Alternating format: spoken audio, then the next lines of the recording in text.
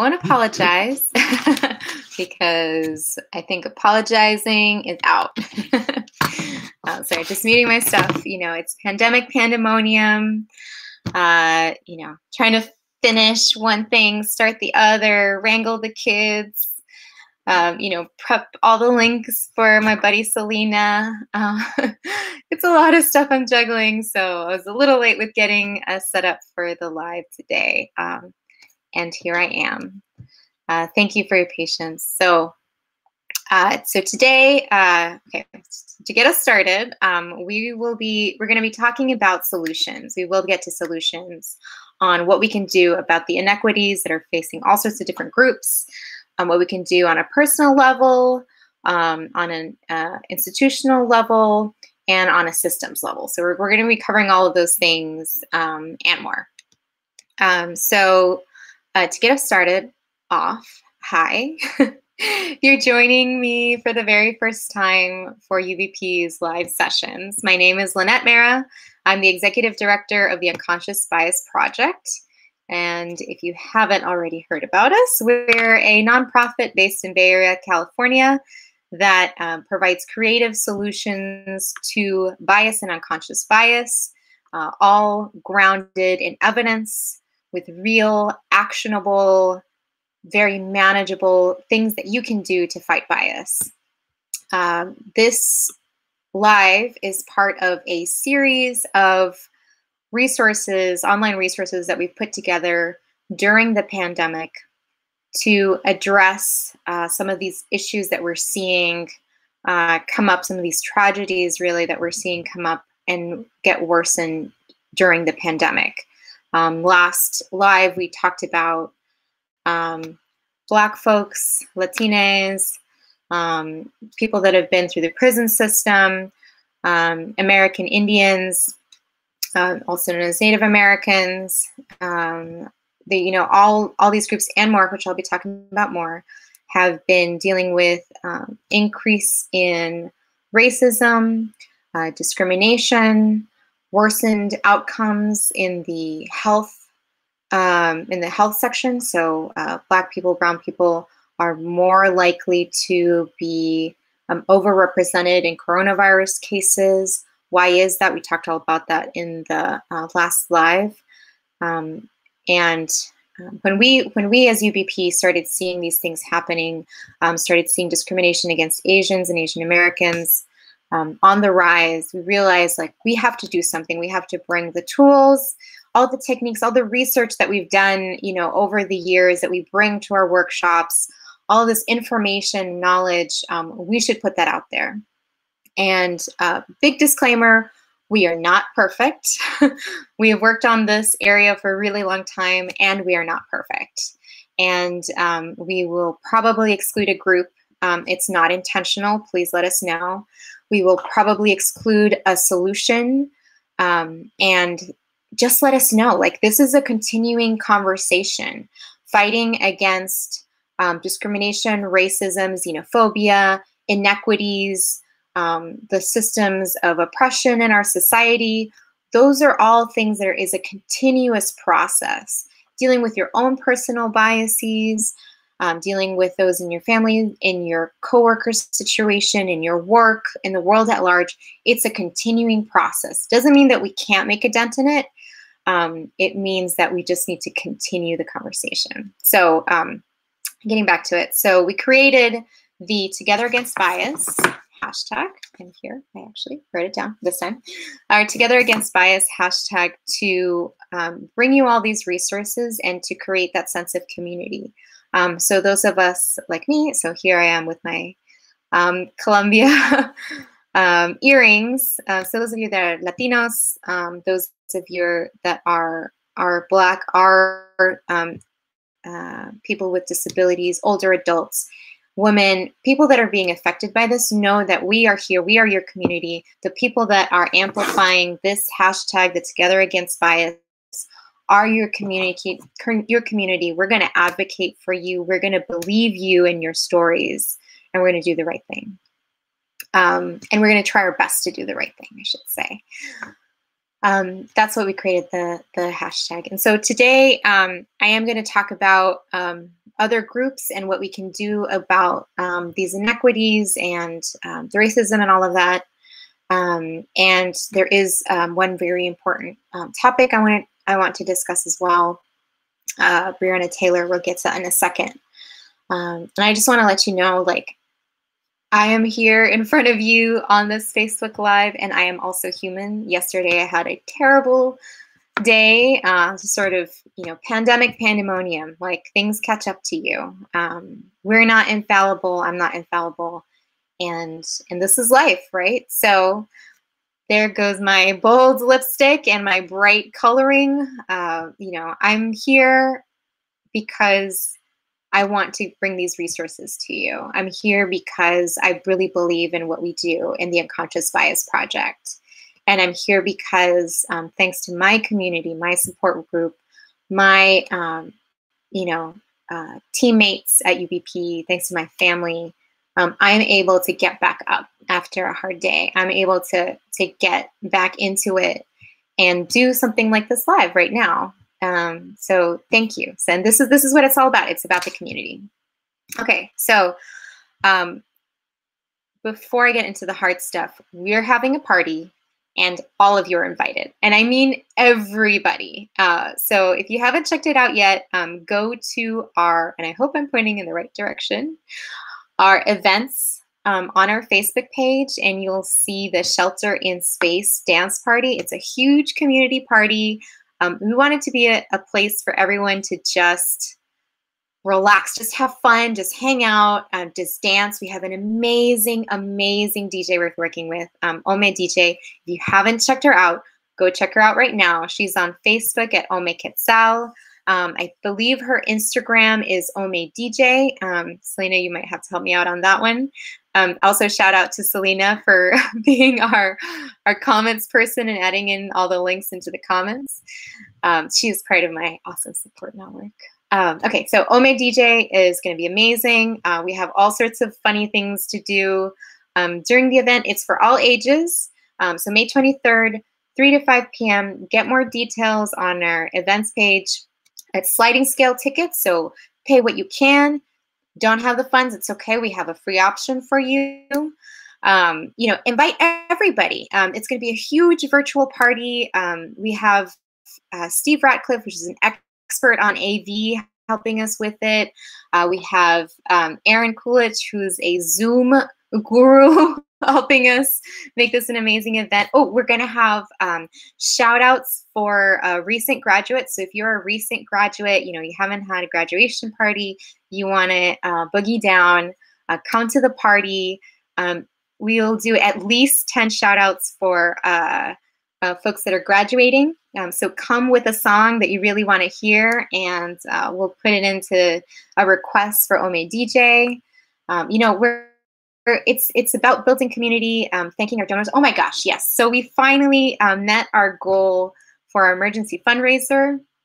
And this party is also about thanking our donors. And it's thanking all the people that we formed partnerships during this Together Against Bias, everybody that's been supporting us from day one when UBP was just a student org to today. This is a party for everybody. So invite everyone. Invite your tia, your uncles, your grandparents. It's kid appropriate. We'll have people check in to make sure that nothing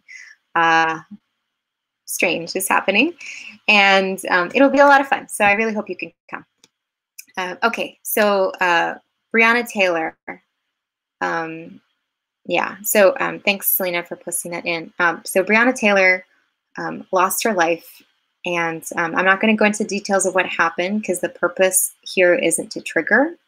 It's to bring attention to what happened to her. She was murdered. She was a young nurse, a woman of color. She was murdered in her house.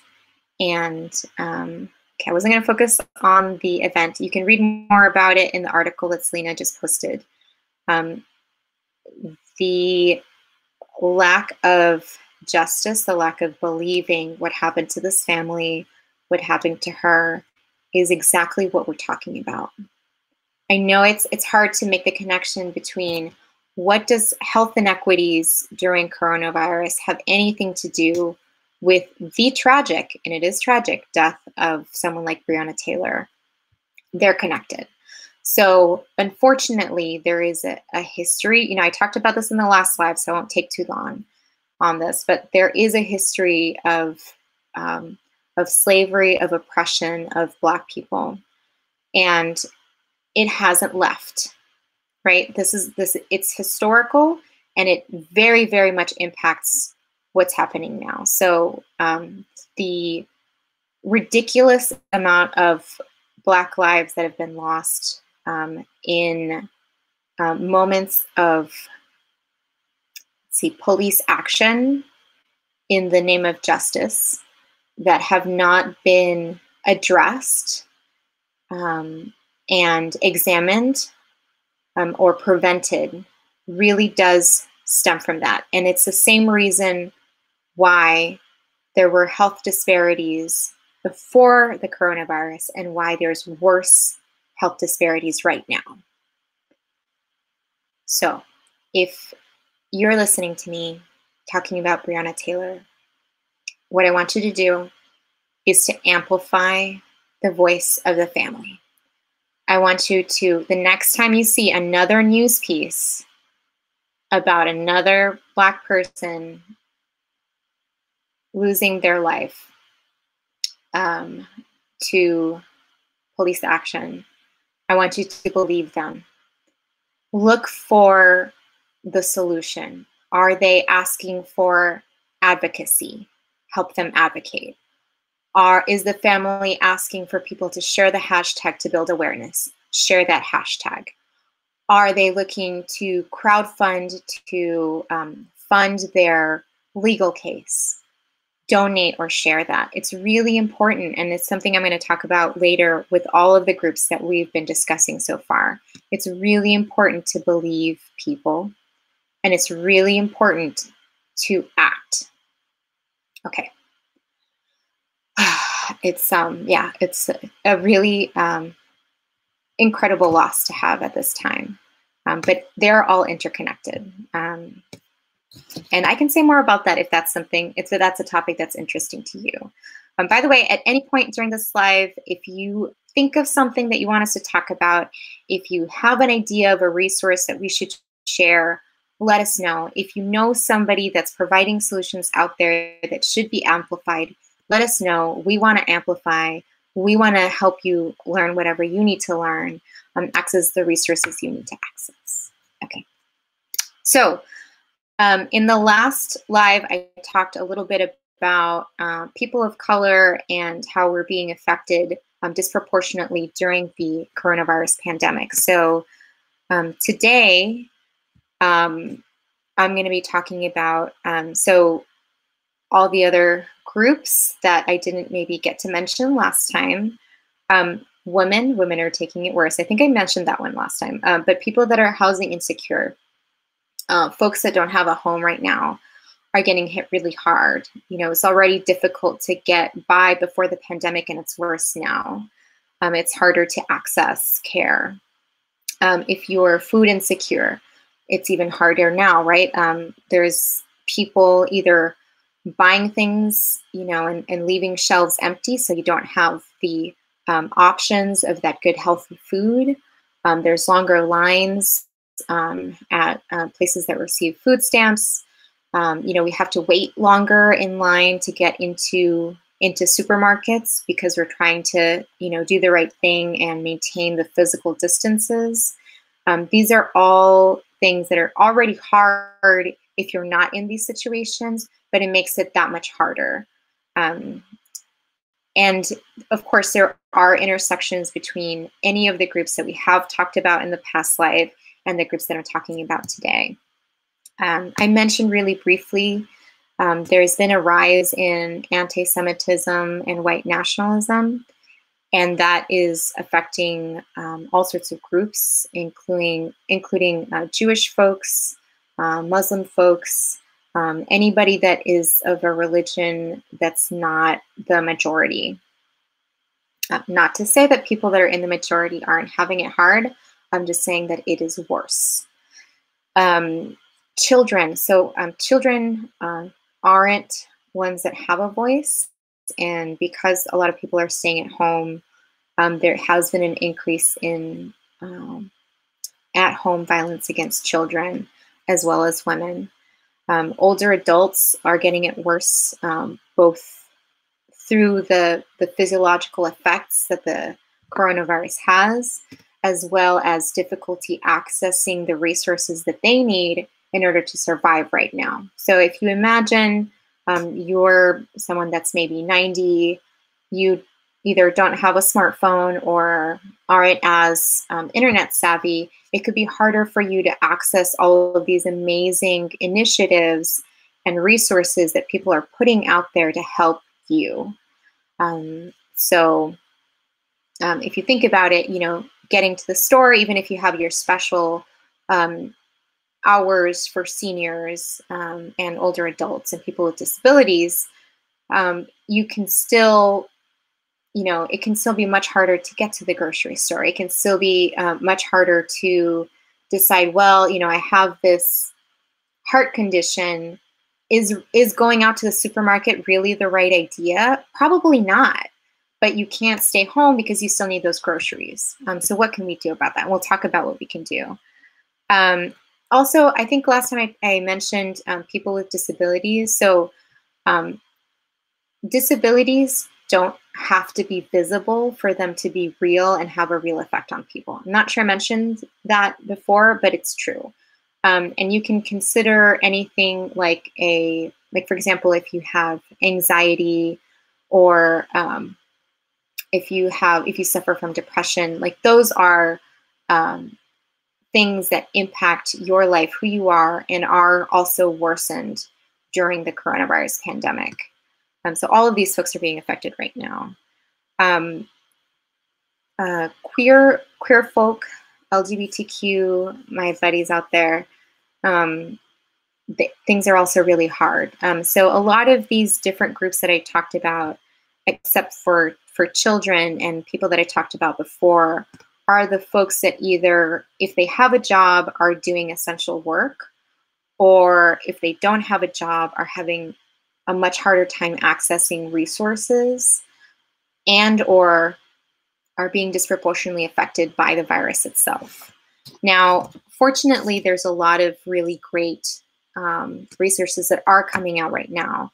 I am definitely not going to have the time to talk about all of them. You should really check out this Medium article that Alexis and our team put out, sort of trying to cull together lists of folks that are helping, funds that you can donate to, and actions you can take. I really recommend the article. It's very well written. It's a very fast read, and you can find all those resources right there. Oh, hi, Safi. Yay, thanks for joining. Okay, so what can you do? Two really easy things most anybody can do right now is fill out the census and vote. If you haven't registered to vote, you can do so online. At least in the state of California, I believe you should be able to vote by mail. If you're not in the state of California and you're not able to vote by mail, ask for it. It's once you fill out the paperwork, you get the form. I vote by mail. I've always voted by mail because I'm terrible at doing things on the last minute. So I've always voted by mail. But vote, vote, vote, vote, vote, vote. If you get anything out of today, vote. It is so important to use that vote to advocate for the things that will help all of these folks and yourself. We have to get out the vote. Elections are coming up. You need to vote for people that are centering the needs of the people that need it the most. In the United States, we have a democracy. And the democracy means that, people, all people, no matter how much money you have, I know there's more to talk about there. No matter how much money you have, whether you have a disability, you don't, you're Black, you're brown, everybody can vote. except for people that have had a federal offense. I have issues with the prison system, but let's not talk about that right now. If you can vote, vote. If you know somebody that hasn't registered to vote, get them registered to vote. If anybody in your family hasn't registered to vote, get them into the booths. Like this, or sorry, mailing, voting by mail. We're trying not to do things in person. Vote. It's one of the most powerful tools you have.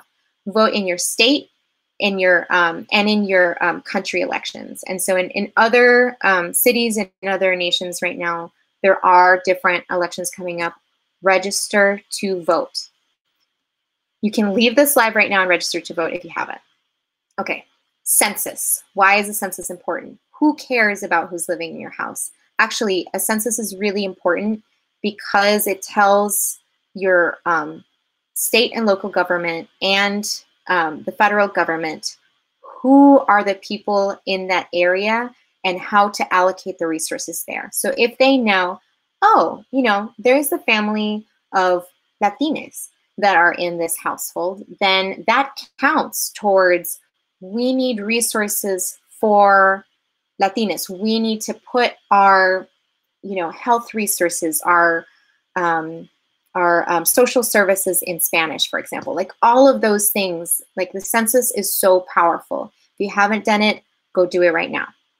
Okay, vote and census, really, really important. For all the other things, like volunteer and reach out. If you, you know, just Google search it, search or Bing or whatever you're using. Just search, you know, whatever your neighborhood is, you know, help, or whatever your neighborhood is, grocery help, or seniors help, or people with disabilities help.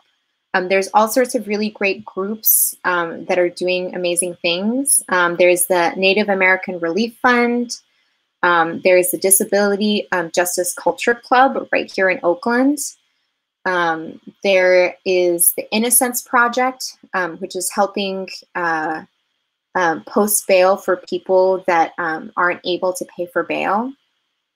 There's Invisible People that provide resources for people without housing and with food insecurity. And there's True Colors United. So these are just examples of some of the people out there that are doing something to help these groups. You can donate, you can reach out to them and volunteer. Going back to action, advocate. Like I said at the beginning with Breonna, listen to people when they tell you that they're having a problem and believe them, and then act. So sign petitions, reshare news stories, reshare solutions. You know, join, you know, if you are into the activist space, join activists, collaborate across platforms. You can be a white person and you can still help, for example, the Black Lives Matters movement. You can do that, right? You don't have to belong to that group to be of help, and we're urging you to help.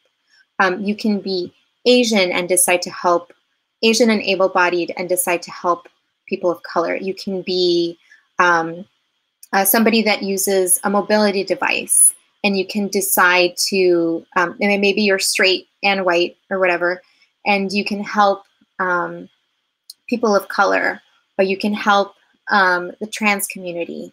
Now is the time, right? We have to come together as a community to help solve these problems together.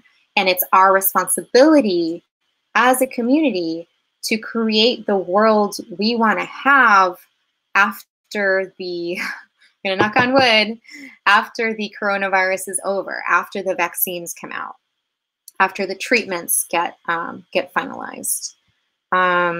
Right, reach out. So reach out in your family, reach out in your communities. There are some communities that are like my block, organized to have everybody on email, and if anybody needed help, they would help. And to get groceries for older adults, for example. Reach out to your grandma. Make sure that she has somebody helping her with groceries.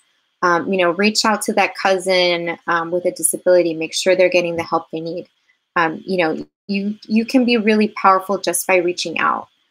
Okay, I already talked about donating and amplifying and believing. These are my notes. Amplifying and believing. Another really great thing you can do is support businesses that are owned by any of these groups. I'm talking about Muslim-owned businesses, queer, woman-owned, Jewish businesses, Black, Brown, Asian businesses. All of these businesses, support them if you can, right? Buy gift certificates. If they're an in-person thing, just buy a gift certificate from them. Just email them, reach out to them, be like, hey, I love your business. I don't have any money right now, but I want to support you because I know, you're probably getting hit really hard by this. How can I help? You'll be surprised, we need to be more human now than ever and just reach out and be kind and empathetic to people. Let's see, what else did I want to say? Yeah,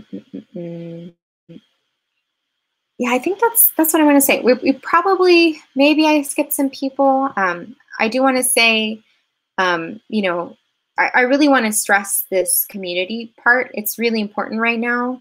We need to come together as a community. We need to show up for each other. We need to amplify voices that need amplification. And we need to fight against misinformation. We need to fight against racism, against xenophobia. And it is hard work. I recognize this is hard work. And it can start with you. Right, that's what I wanted to remember to say. If you have ever had any biased thought against any of the groups I talked about, and I know there's a lot of groups, it's hard to keep track, you can take steps to counter it. And I'm going to give you a really, really easy tool you can practice right now. Say you have a preconception about somebody in the grocery line, or maybe you're working, you're working, and you have a preconception about somebody that you're about to go into a call with. Check yourself, be like, aha, I just assumed that, I don't know, Chris, let's say I'm going to get on the phone with Chris to do some software work or something, troubleshoot something. I'm like, oh, it's a dude. Okay, check that. Be like, aha, Chris could be a woman. Chris could be somebody that's non-binary. Maybe Chris is someone who goes by they. Maybe there's somebody who just goes by Chris. Just identifying that is really powerful, and then try to replace it. So if you have a negative prejudgment on somebody, okay, so let's go with the Chris example. Chris is going to be a guy and he's going to be really technically savvy. Okay, you just reinforced a bunch of negative stereotypes about women. Did you realize that? I don't know. So then replace it. Actually, Chris could be a woman, and I bet she would be just as good as the other Chris I had in my head at solving this technical problem. And then watch out for, in that interaction, if you start assuming or thinking certain things. All those little bits help, right? Oh, I did want to talk about at a company level. I talked about this in the, I think the first and the second live. I talked about this in the second live. You want to advocate for policies that are inclusive and equitable. Advocate for policies that include. If you don't know what those policies are, that's a problem, right? Talk to your managers, be like, hey, what are our policies around this? Just start the conversation. Like I said at the beginning, this is an ongoing thing. We're not asking every single company out there, every single organization to be perfect and have all these policies written up and, have the best HR.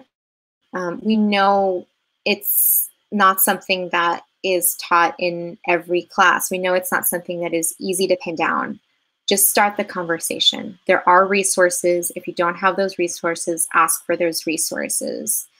And just engage in the conversation. It only takes one person to ask for it to be on somebody's radar. So we just really encourage you to act. And with that, I want to close today. It's been 30 minutes. Thank you so much for sticking with me through all of that. Yes, come together as a community. We can do this. Oh, shout out to Tamarindo Podcast, who just did a live interview with me at noon today. If you haven't checked them out, they're a really great resource. the more we can build community, the more we can participate in reaching out, whether that's online, with a phone call, you know, just a display of like, we're with you. It's amazing. And you can do it. And to close, I just want to say we're having a party. Please come to the party. May 23rd, 3 to 5 p.m.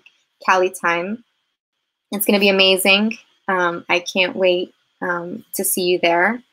And we're going to be continuing these lives. I'm going to try to, every Friday at 3 o'clock, be on here, answer questions, talk about the current news, and think about solutions. And if you have solutions you want to share, if you have businesses you want to share, message us, email us, we want to know. Okay, well, have a wonderful Friday and have a great weekend. Ciao.